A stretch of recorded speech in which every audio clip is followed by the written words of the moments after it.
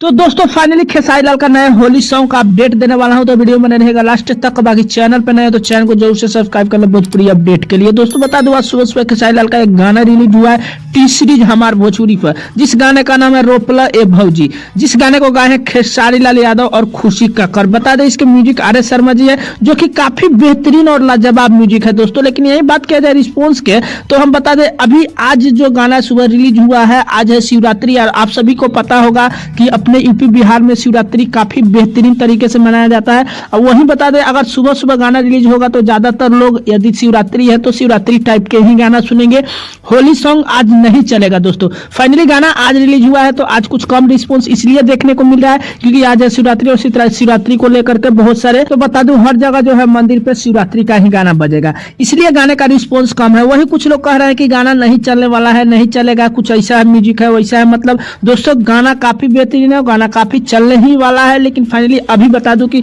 काफी अच्छा खासा रिस्पॉन्स देखने को नहीं मिल रहा है, क्योंकि थोड़ा पता ही है कि शिवरात्रि है, मैं पहले ही रीजन बता दिया हूं। हालांकि सब्सक्राइबर 20 मिलियन है, उससे मैटर नहीं करता है क्योंकि आज है शिवरात्रि, और इसके लेकर के जो है थोड़ा सा व्यूज का प्रॉब्लम चला है। हालांकि बता दें आने वाले दिनों में 1-2 दिन में इस गाने को रफ्तार काफी पकड़ने वाला है दोस्तों, ये मतलब समझ ही लीजिए, ठीक है ना।